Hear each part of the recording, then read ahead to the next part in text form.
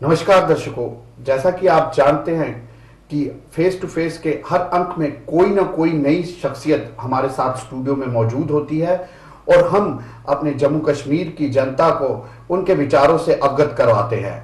आज भी हमारे साथ स्टूडियो में मौजूद हैं जम्मू कठुआ रेंज के डीआईजी साहब, deputy inspector general of police, और ट्रैफिक का भी पदभार इन्हीं के पास है जम्मू प्रोविंस का, जनाब अशकूर वानी साहब। हम इनसे जानेंगे कि किस किस तरीके से ये अपनी अच्छी सुविधाओं से हमारी जम्मू की जनता को अवगत करवाएंगे और उनको अच्छी सुविधाएं देंगे। जी अशकूर वानी साहब, आपका हमारे स्टूडियो में स्वागत है। सबसे पहले अशकूर वानी साहब, मैं आपसे पूछना चाहूंगा कि अब इस आए दिनों में आप देख रहे हैं कि इन्फिल्ट्रेशन की घटनाएं जो हैं वो काफी ज्यादा हो रही हैं।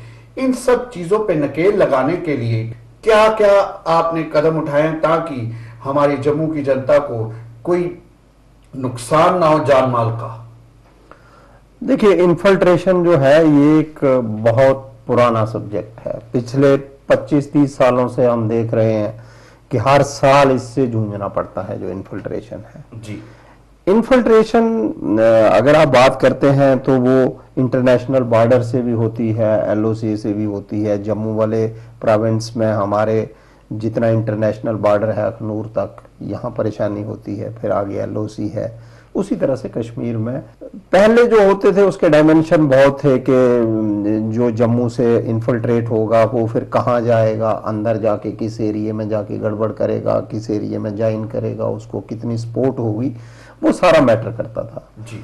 अब पिछले जो सिचुएशन इंप्रूव हुई तो आपने देखा कि अब जम्मू प्रोविंस में अगर हम मिलिटेंटों की बात करें तो पूरे प्रोविंस में गिनती में इस वक्त 8-10 के करीब मिलिटेंट पुंछ से लेके किश्तवाड़ तक गिनती में आते हैं। वो भी दिखते नहीं हैं। हिंटरलैंड में फोर्सेस उनका पीछा कर रही होती हैं, ढूंढ रही हैं, हर तरह के प्रयास किए जा रहे हैं। छोटे शब्दों में कहना कि बड़ी छुटपुट सी घटनाएं कोई ऐसी हुई हैं, अदरवाइज ऐसा नहीं।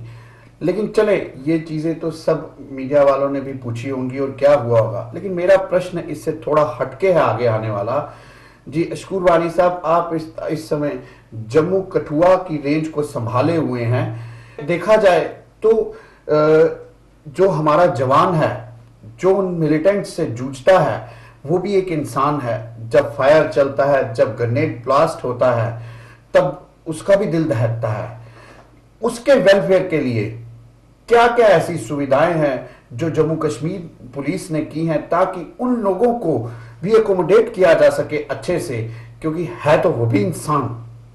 देखिए, ये जो आप जम्मू कठुआ और सांबा की बात करते हैं, बिलखसूस इस इंटरनेशनल बॉर्डर पे, तो जो हमारा मैकेनिज्म है जी, बीएसएफ पहले बॉर्डर में, फ्रंट लाइन में, इंटरनेशनल बॉर्डर पे डिप्लॉयड है। बीएसएफ का एक अपना सेट सिक्योरिटी सिस्टम है जिसके अंदर वहाँ फेंसिंग कैसे लगी हुई है, जवान ने पहनना क्या है, क्या लगाना है, कैसा बंकर है, कैसे उसने रहना है, वो हर एक चीज हर महीने हर वक्त रिव्यू होता रहता है। उसके पीछे आर्मी लगी है, उसके पीछे पुलिस वाले हैं। तो हम लोग जो है बिल्कुल तीसरे नंबर पे बैठे होते हैं और हमारी कोशिश होती है कि बॉर्डर के साथ कोई भी छेड़खानी हो ही नहीं, और अगर होती है तो हम भी उन नालों को, उन सड़कों को जो बॉर्डर से नेशनल हाईवे टच करती है। प्रश्न दूसरा था कि हमारे जो जम्मू कश्मीर पुलिस के लोग हैं, जैसे मिलिटेंट्स का ठिकाना 2 बार जो रहा है वो थानों में ही रहा है। दिल दहलता है हमारे जवानों का, ठीक है, जो उनको आमना सामना करते हैं जब समय आता है।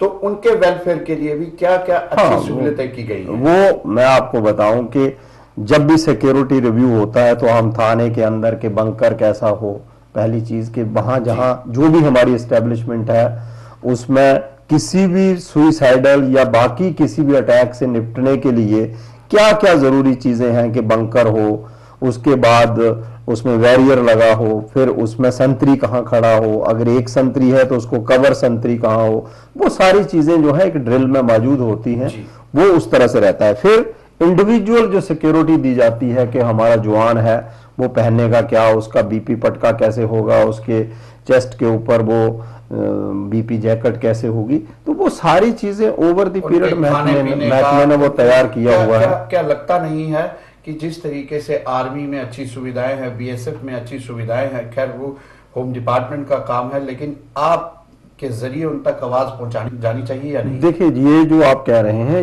आर्मी हो, बीएसएफ हो, उसी तरह का मिलता जुलता सिस्टम है वेलफेयर का, जो पुलिस में भी है। थोड़ा सा फर्क रहता है, वो ऑर्गेनाइजेशनल टाइप पे होता है, वरना हर एक फैसिलिटी उतनी ही लाभ आके दी जाती है। जी बिल्कुल जी। अब दूसरे प्रश्न की तरफ आए तो देखा जाए कि हमारे जम्मू में इस समय जो हमारा जम्मू खासकर और कठुआ रेंज आपके पास है, हमारा नौजवान तबका जो है वो इस समय नशे की तरफ बड़ी तेजी से बढ़ रहा है। इन सब चीजों पे नकेल लगाने के लिए आपने क्या नए कदम उठाए हैं? देखिए, ये जो नारकोटिक्स का, ड्रग्स की हम बात करते हैं, तो ये पिछले को 5-6 सालों से हम देख रहे हैं कि बहुत ज्यादा फैल रहा है जी। और पहले तो हम ये देखते थे कि ये बनते कहाँ हैं जी, कैप्सूल बन के आते हैं, पंजाब से आते हैं, बाकी जगहों से आते हैं। बट ऑफ लेट ये देखा गया है कि ड्रग्स में तरह तरह की चीजें आ गई, कैप्सूल आ गई, फिर उसके साथ हीरोइन आ गई, चरस आ गई, तो एक मल्टी प्रॉन्ग टाइप प्रॉब्लम आ गई। उसी को हैंडल करने के लिए भी अब जो है पंजाब पुलिस इन्वॉल्व है कि हम उनसे भी बात करते हैं, हिमाचल की पुलिस से भी बात करते हैं, इकट्ठे मीटिंगें भी होती हैं और उनमें हमारा एक तो बड़ी कोशिश रहती है कि होलसेलर जो है उसको कैसे काबू में लाया जाए। फिर उसके बाद जो इंटरमीडिएटर हैं, वो लोग जो एक जगह से दूसरी जगह ले जाते हैं, सप्लायर टाइप हैं, उनको हैंडल करने के लिए स्ट्रेटजी बनाई जा रही है। फिर उसके चलते जो कंज्यूमर लेवल पे आउटलेट है कि छोटी छोटे कोई पॉइंट्स हैं जहां से कंज्यूमर लेता है और उसको इस्तेमाल करता है, उस पे भी हमारी नजर रहती है। लेकिन ये समाज का एक बहुत बड़ा हिस्सा इसमें इन्वॉल्व है और इसको हैंडल करने के लिए जरूरी रहता है कि सारे लोग इकट्ठे होके, समाज का भी एक तबका जो इसमें इन्वॉल्व है वो नजर रख के भी पुलिस को इस्तेमाल करे।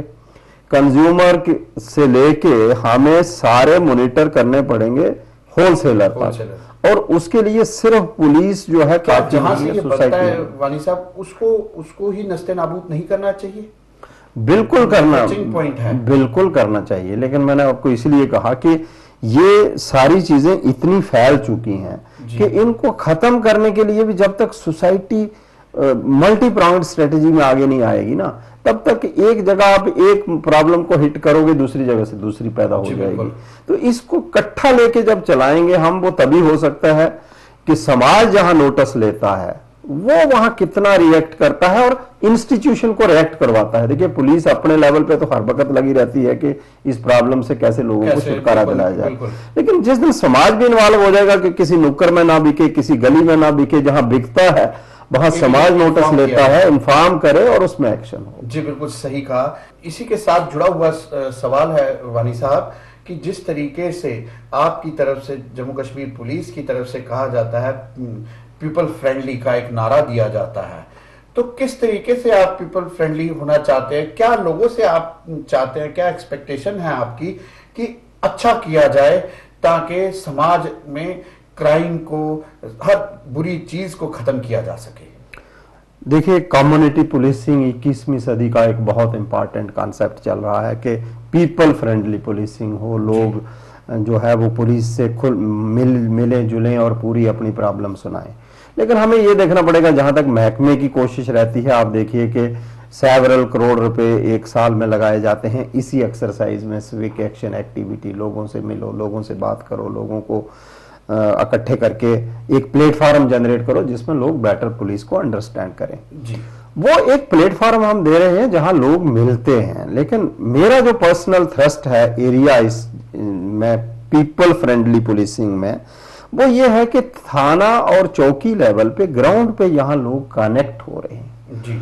वहां आप लोगों के साथ किस तरह से बिहेव कर रहे हैं, ग्राउंड के ऊपर जो हमारा सिपाही है वो कितना रिस्पॉन्सिव है, ग्राउंड के ऊपर हमारा थानेदार है वो हर प्रॉब्लम को, लोगों की प्रॉब्लम को अपनी प्रॉब्लम लेके चले और उसकी सोल्यूशन को ढूंढे, तो अल्टीमेट लोगों को वहां से कनेक्ट करने की जरूरत है। मैं ये भी महसूस करता हूं कि आप देखिए छोटी छोटी बातें हैं, फॉर एग्जाम्पल थाना लेवल पे जो भी आदमी जाता है, अभी एक भय है लोगों के बीच में कि नहीं कैरेक्टर सर्टिफिकेट बनाने जाना है, पता नहीं क्या प्रॉब्लम है, वेरिफिकेशन है, पता नहीं क्या प्रॉब्लम। मतलब बहुत जगहों पे तो लोगों से हमें सिफारिशें आती हैं कि जनाब हमारा बंदा कैरेक्टर सर्टिफिकेट बनाने आ रहा है तो इसकी मदद करना। बिल्कुल सही कह रहे हैं। तो वो कहीं ना कहीं लोग गलत नहीं है, कहीं ना कहीं सिस्टम में एक डर है। उस डर को खत्म करने की जरूरत रहेगी कि लोग जहां यूटिलिटीज पुलिस ने सर्व करनी है उन यूटिलिटीज में कनेक्ट करे लोगों को, कि जो भी आदमी वहां आता है कम से कम चक्कर लगे, फौरी तौर पे उसका काम हो और उसकी सेटिस्फेक्शन का हो, उसको किसी तरह से भी तंग ना किया जाए।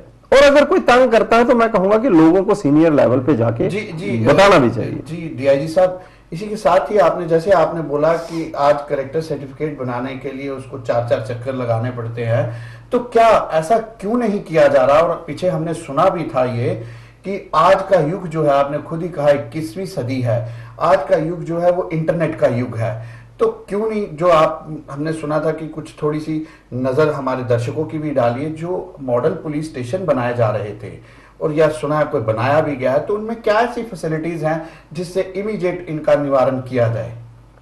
देखिए, जब हम मॉडर्न पुलिस स्टेशन, मॉडर्न चीजों की बात करते हैं तो बहुत सी चीजें हैं जी, लेकिन मैं कहूंगा प्रैक्टिकली कि जो हम इंटरनेट से कनेक्ट होके लोगों को फास्ट ट्रैक फैसिलिटी सर्विसेज देते हैं, उसी को मॉडर्न एक्टिविटी की बात करेंगे, उसी को। लेकिन प्रॉब्लम ये हो रही है कि अभी देखिए हम एक बहुत बड़ा प्रोजेक्ट लेके चल रहे हैं, सीसीटीएनएस। सीसीटीएनएस जो है वो एक लेटेस्ट प्रोजेक्ट चल रहा है हमारा, इस वक्त फेज 2-3 में वो खड़ा है। कोशिश की जा रही है कि पुलिस का जितना सिस्टम है उसको 3 हिस्सों में इंटीग्रेट किया जाए, कि थाने पे क्या हो रहा है उसको मॉनिटर कैसे किया जा रहा है ऊपर, और अल्टीमेटली उसमें जो फास्ट डिस्पोजल डालने का एक ऑटो सिस्टम लाया जा रहा है। जब हम उस सिस्टम पे कामयाब होंगे तो जो भी इशू थाने में आएगा यूं ही वो एनालिस्ट होगा कंप्यूटर पे, तो it will be in the notice of everybody, तो वो ऑटो फास्टिंग मिलेगी। लेकिन अभी वो कनेक्ट नहीं हो पा रहा है। जी बिल्कुल ठीक, क्योंकि उस पर निगरानी सीनियर ऑफिसर्स की होगी। जी, ये तो रहा हमारी लॉ एंड ऑर्डर की बात। अब हम बात करें, क्योंकि आपके पास ट्रैफिक की कमान भी है जम्मू पूरे प्रोविंस की, तो अहम सवाल आपसे ये पूछना चाहूंगा कि इस समय गाड़ियों की तादाद जो है हमारे, खासकर जम्मू की सिटी की बात करें तो वो ज्यादा है और सड़कों की कैपेसिटी बहुत कम है, तो किस तरीके से आप उसको सही सुचारू रूप में चलाने की अपनी एक स्ट्रेटजी बना रहे हैं? देखिए, ये जो ट्रैफिक का प्रॉब्लम है, समहाउ समाज का बहुत से लोग, बहुत सी एजेंसियां इसमें इन्वॉल्व हैं। बिल्कुल सही है। लेकिन आप सिर्फ हर एक आदमी, वो खैर सरकार है, आम आदमी है, ऑपरेटर है, कंज्यूमर है, ट्रैवलर है, पुलिस को देखता है कि हर प्रॉब्लम ट्रैफिक की प्रॉब्लम है, they have to do it. मैं ये कहूंगा गुप्ता साहब, हमें ये समझना पड़ेगा कि जब भी हम ट्रैफिक की बात करते हैं, ये एक छोटा महकमा दिखता है लेकिन प्रॉब्लम बहुत बड़ी है। जी बिल्कुल। इस प्रॉब्लम में देखिए, पहले तो ये है कि इश्यूज क्या क्या है। आपने रोड की बात की, रोड बनाना, रेज करना, बढ़ाना, घटाना, इसमें पूरी सरकार इन्वॉल्व होती है। सो ट्रैफिक का कोई लेना देना नहीं है उस रोड से। अब वो रोड जितना है उस पर ट्रैफिक कैसे चलनी है, उसमें भी आप देखिए कि कितने लोग इन्वॉल्व हैं। आपके शहर में लाइट्स लग गई जी, वो लाइट्स पिछले 6 महीने से मैंने जितनी कोशिश हो सक रही है कि ये चले, इनको चलाने की कोशिश की जा रही है, चली, ऑपरेट हुई। अब इस लाइट को चलाना जो है, आप समझते हैं पुलिस का काम है, जबकि ये म्यूनिसिपैलिटी की प्रॉपर्टी है।